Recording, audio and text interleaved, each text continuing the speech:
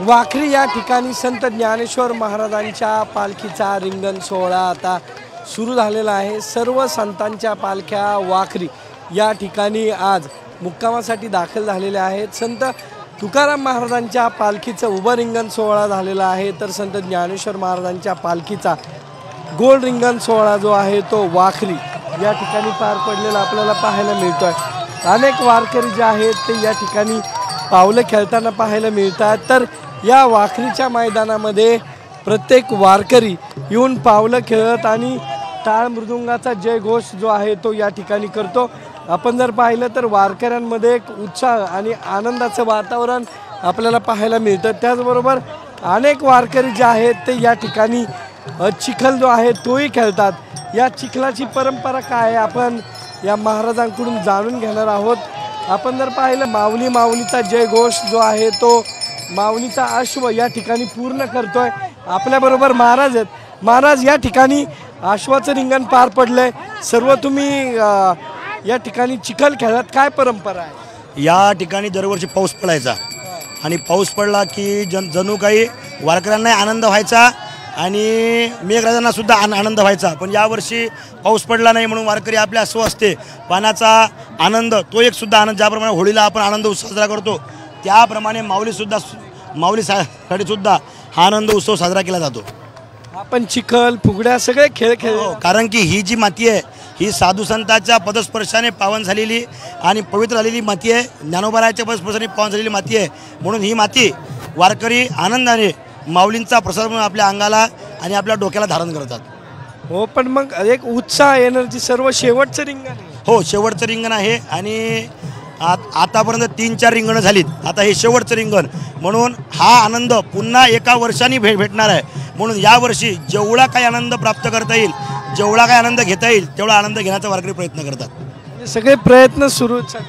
हो, सगळा हा आनंद तेथीचा मुकयाशी वाचा बहिरे ऐकती कानी रे, आंधळ्याशी डोळे पांगळ्याशी पाय तुका म्हणे वृद्ध होती तरुणे रे। हा आनंद मुके सुद्धा घेतात, आंधळे सुद्धा घेतात, पांगळे सुद्धा घेतात आणि हा आनंद अबाल वृद्ध सुद्धा घेतात। कारण हा आनंद जगाच्या पाठीवरती करोडो रुपये खर्च करून सुद्धा हा आनंद आपल्याला मिळणार नाही, असा आनंद हा संतांच्या मांदियाळीमध्ये आपल्याला प्राप्त होतो। म्हणजे चिखल आणि हा सगळा आनंद वेगळा। हा आनंद जगाच्या पाठीवरती, आता इतर जर आपण पाहायला गेलो तर जगाच्या पाठीवरती मातीपासून दूर राहणारे लोक आहेत, परंतु हा वारकरी समाज मातीला सुद्धा आनंदाने आपल्या मस्तकावर धारण करणार आहे। कारण ही माती संतांच्या पदस्पर्शानं पावन झालेली माती आहे। की मातीचं महत्त्व जे आहे ते या ठिकाणी आता महाराजांनी आपल्याला सांगितलेलं आहे आणि एक एनर्जी जी आहे ती या सर्व वारकऱ्यांना मिळत असते। महाराज, आपण म्हणलात अभंगाप्रमाणे म्हणजे मुके बैरे सगळे याचा आनंद घेतात। ही जी माती आहे नुसतं वारकरी आपल्या डोक्याला लावतात असंच नाही, तर देव इच्छी रज चरणीची माती धावत चालती मागे मागे।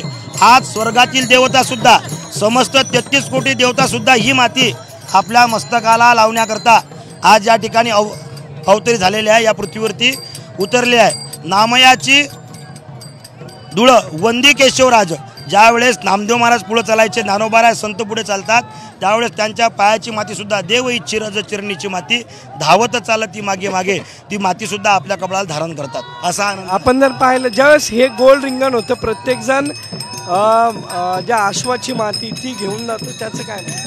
ती अश्वाची माती, कारण त्या अश्वावरती साक्षात ज्ञानोबा विराजमान असतात। एका अश्वावरती जे दिंडीचे ध्वजधारी आहेत ते असतात आणि एका अश्वावरती साक्षात ज्ञानोबा असतात, म्हणून ती माती सामान्य माती असून साक्षात ज्ञानोबाच्या अश्वाची माती आहे। त्या मातीला अत्यंत महत्त्व आणि हा आनंद वर्षातून एकदाचा आनंद प्राप्त, करोडो रुपये खर्च करून सुद्धा हा आनंद आपल्याला भेटत जगाच्या पाठीवर कुठंच भेटत नाही।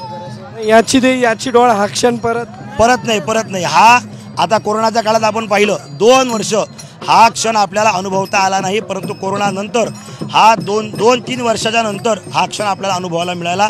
हा आनंद जगाच्या पाठीवरती कुठे सुद्धा पाहायला मिळत नाही।